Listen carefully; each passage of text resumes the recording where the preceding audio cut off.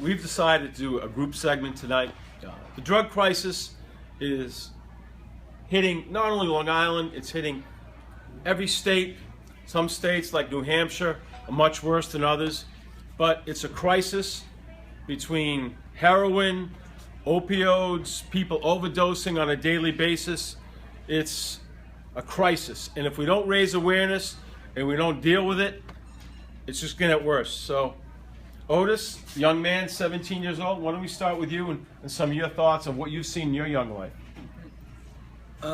So a friend of mine who's 17, she's been in rehab now for about 2 years, but when she was 14 years old, that's when I first met her, and she had already started smoking a lot of weed and drinking a lot. She would get drunk most nights, and she started popping pills when she turned 15, and she sort of stayed away from me because I was the guy that was telling her, you know, like to be careful and watch out. And one night she called me up, and she didn't know where she was.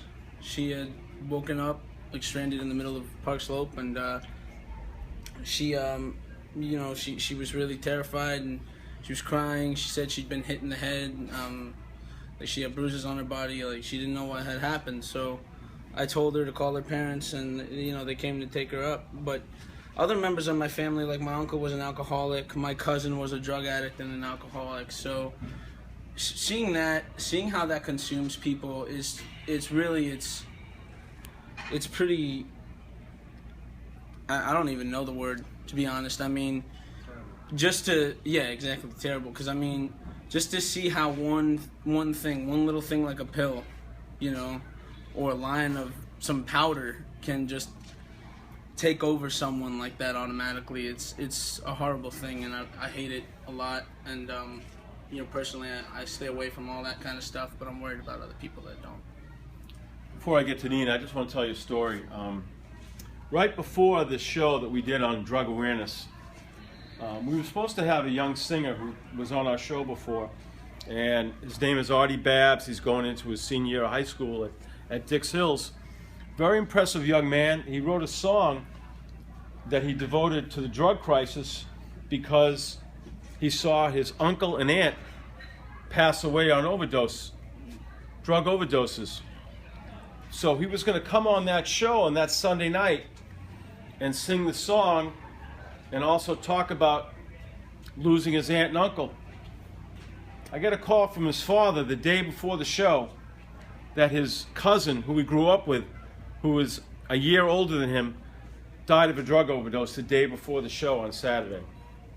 So it really hit home. This poor kid in his young life lost his aunt and uncle, and now he lost his cousin.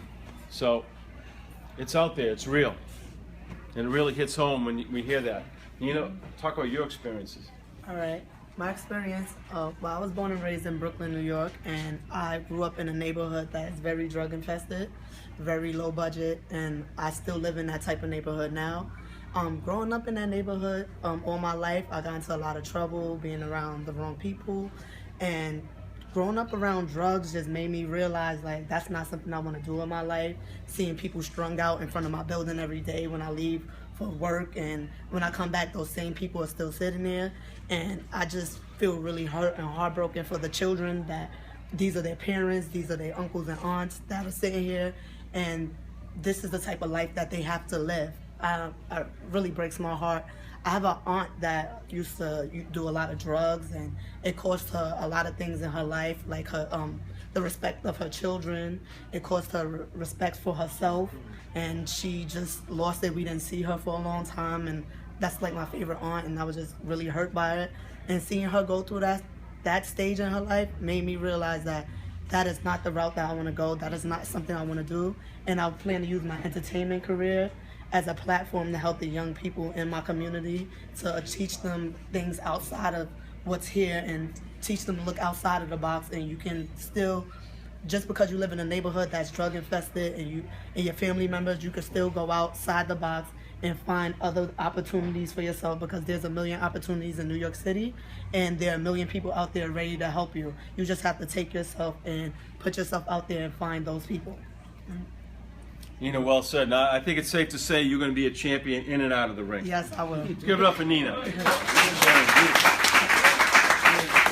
Prince, talk about, I'm sure you've seen a lot in your young life. Yeah, I just want to add on to that, you know, like I say, East North Brooklyn, over there by Cypress Hill Projects, if you know that area. Yeah, that area is very drug infested area. I grew up on that block in the 80s when I was like 10 years old. Like I said earlier, previous times I grew up, a lot of drug infestation in the corners, a lot of people that you thought was friends, they're not your friends no more. And I seen them buy drugs in the corner. I'm like, word, that's you too? Like, really? Seriously? And I'm like, I'm looking up to these people, like, wow. And I'm like, now they're taking drugs, now time passed, or something, now I see them, all they faced, it all messed up, everything they changed. And I'm like, dang, I'm just seeing them like from healthy, well-dressed person to now they all slobs and looking like they've been through hell. As for moving on, my family, my aunt and uncle also was on drugs too. Also, that was when I was a baby till on for years now. I have my aunt right now, I'm gonna mention the name, using drugs, sharing needles, and she got caught out there. Now she got the virus, like sharing needles with somebody, I don't know, unknown. Now she had to live with that.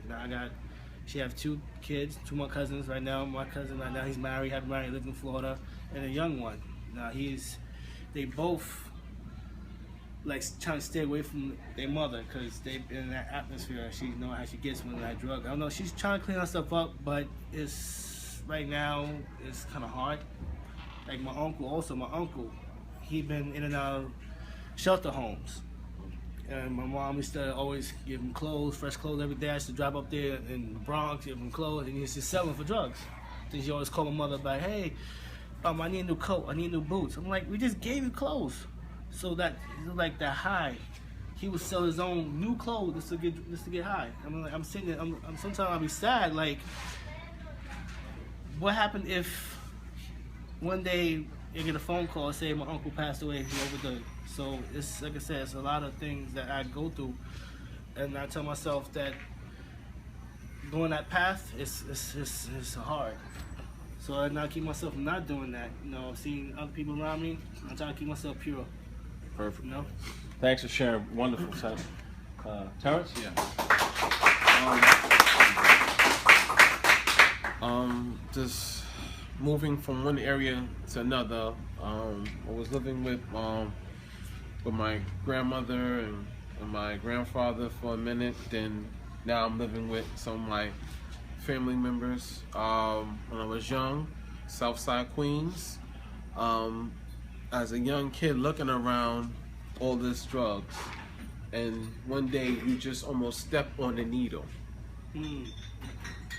Almost step on the needle. Almost got something I don't know.